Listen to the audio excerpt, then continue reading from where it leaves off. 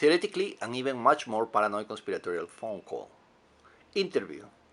The Actor. Part 2.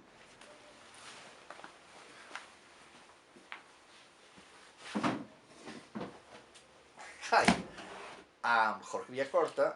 I'm the protagonist in this movie, theoretically, a paranoid conspiratorial phone call. We ran out of tape. This is part 2 of our interview, and I was explaining that this movie is related to electrical impulses. What do you mean with electrical impulses? What I'm saying is that I was connected to many wires, and someone was reading my reaction, my biological reactions, my physical reactions to the situation.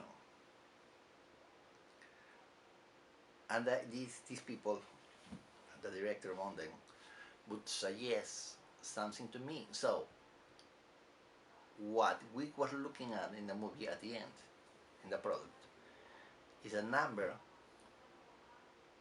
of inner reactions,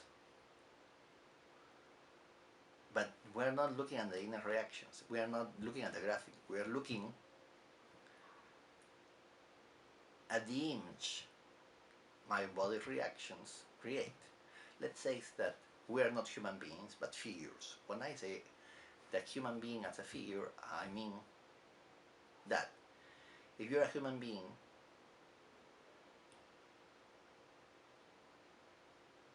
and your organic variables are going to be placed in a simulated environment, your whole structure begins to be digitalized.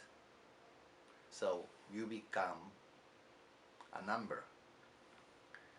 It's not exactly a number because you need a model to interpret this information that you provide to a computer.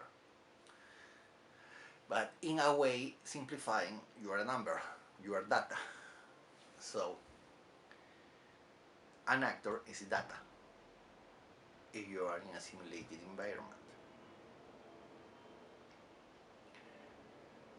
And what we are looking at, which is an image of myself, is backed. This is a performance backed, supported by a number of electrical impulses that the director of the team were reading with their machines. They use machines to read a number of reactions I had. A number of reactions. The many reactions I had. And they decided that they would show me performing those reactions. So when we look at the movie,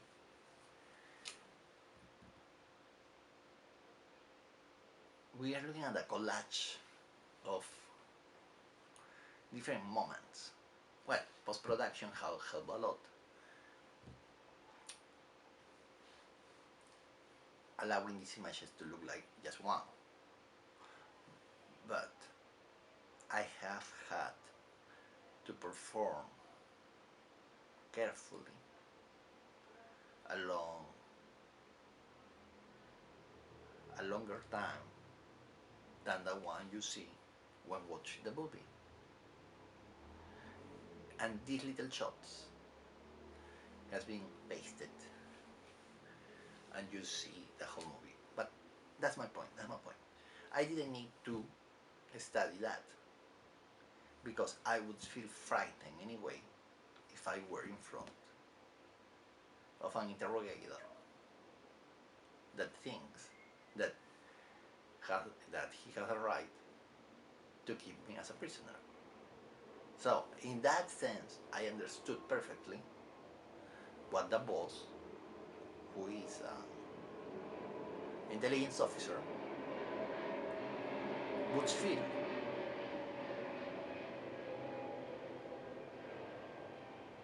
So that's enough. That's the trick.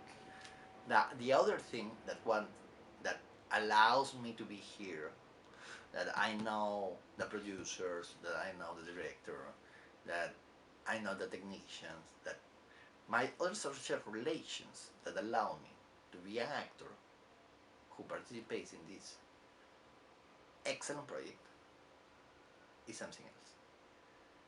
But it's not something else because are those relations the ones that allow me to be in this kind of project that pretends to be simple but it's very complex, that pretends to be low key, low, that pretends to be unpretentious, but in fact, pretended to be humble.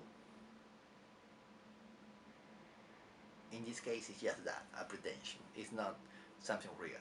This is a project, the kind of project you can feel proud of. And pride is not a bad thing when you're doing something like that. Well, so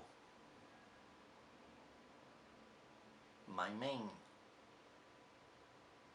tool was my body, plus my social extraction that allow me to react properly to the stimulus provided by the story, by the environment suggested in the story. Well, so I didn't need at all to read about the Soviet Union. But having additional information helps you to ask questions that are important because they allow you to refine your biological responses, your biological answers to what the director wants and what the writer wants and what everybody wants. Okay, so what kind of books I began to read about? What was important? What was the Soviet Union? Has ever been an intelligence officer, an American intelligence officer, being interrogated by Soviet people? Probably more than once. But what makes this situation appealing? I'm not thinking about these things because at the end, I don't need them to make to fulfill the requirements of my job. But I find it very exciting because you can begin to question your own reality, your social reality. For example, the boss is an intelligence officer, but what is the social meaning of an intelligence officer? What is an intelligence officer? If we are already connected to a virtual world and we are alone, an intelligence officer, he has an aspect of yourself or an aspect of the personality that artificial intelligence has created that entertains you, that provides to you a part of yourself. Look at from another perspective. Well, is that the case? But just assuming that we are in a real world with real people,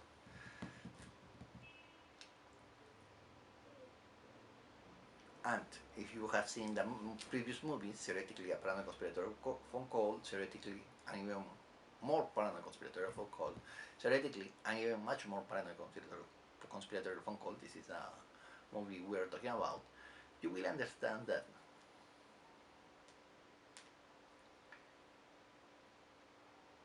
the intelligence officer, an intelligence officer like the boss, is a gatekeeper, someone who is between two worlds. He must know how the population live, how the population think, how the population feels, how the population reacts.